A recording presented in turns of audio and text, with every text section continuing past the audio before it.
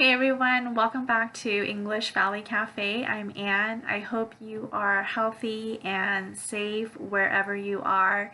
Originally, today I had another topic planned for today's lesson, but I just didn't feel like it was right to talk about it.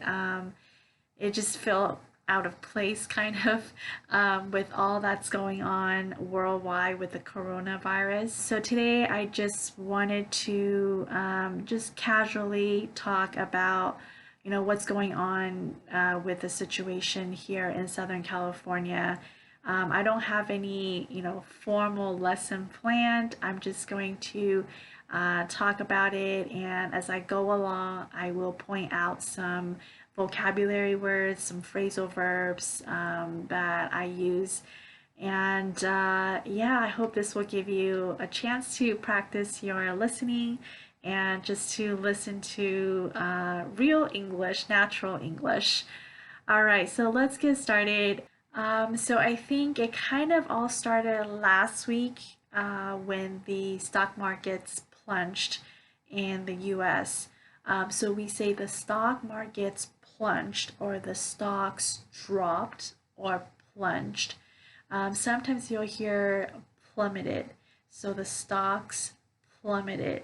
And so that means that it dropped or it went down drastically.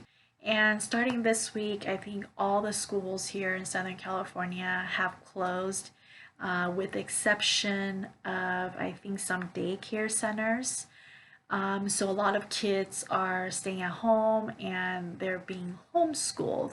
So homeschool is when you learn from home, and a lot of the educational websites are just offering, online activities for free, or just online learning resources for kids while they're at home.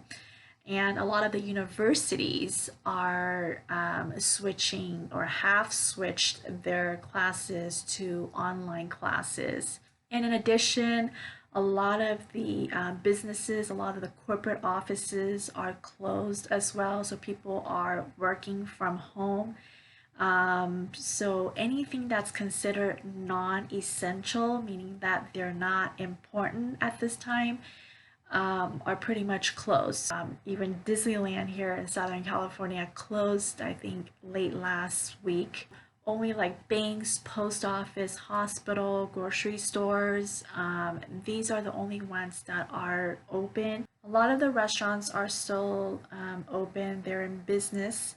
People are not encouraged to dine in, but rather they are encouraged to get takeouts. So takeout is when you call, you place order, and then you take the food to go and you eat at home. So yeah, a lot of the businesses actually want people to order takeout to, support their business during this difficult time. Last week, I know a lot of the grocery stores were really busy. People were running in, rushing into the grocery stores and, trying to stock up.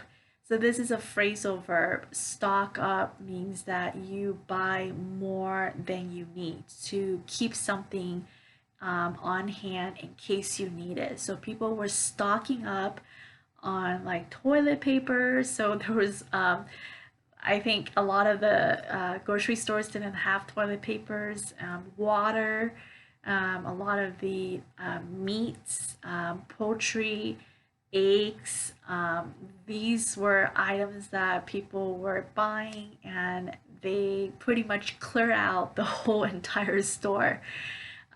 So yeah, so everything else is closed, and people are encouraged to practice social distancing, meaning that they're trying to stay away from other people. And I believe they said trying to keep a distance. So you want to keep a distance of 6 feet between you and the other person. So yeah, people are practicing social distancing, and also people who are ill are also practicing self quarantine. And so this is also a very common word that you'll see. Self-quarantine just means that you stay isolated, you stay at home, and with no contact with other people. And this just helps to minimize the spread of the virus. If we go out right now, we'll see there's a lot fewer cars on the road, not many people. In fact, a lot of places feel like it's a ghost town. Ghost town just means that you won't see people around, so pretty much it's empty. So we can say, oh, this place, the city feels like a ghost town. So yeah, that's pretty much what's going on here in Southern California. I think one thing that we can see and all learn from this is that we are all interconnected. We all depend on one another.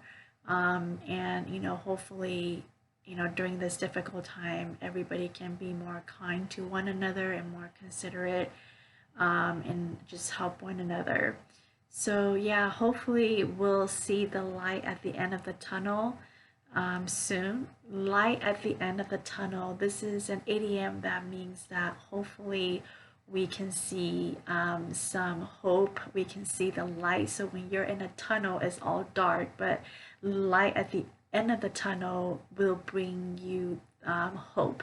So hopefully we'll all see the light at the end of the tunnel, and take this opportunity to maybe do some self-reflection, or take this time to go online and do some English practice.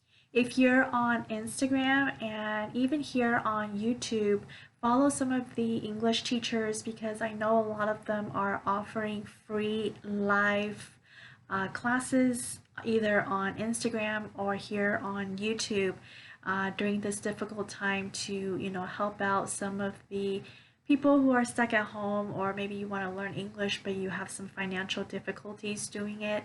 So yeah, check that out, take advantage of that, and stay productive, stay healthy, stay calm, and stay safe. I will see you back here next week for a brand new lesson. Take care.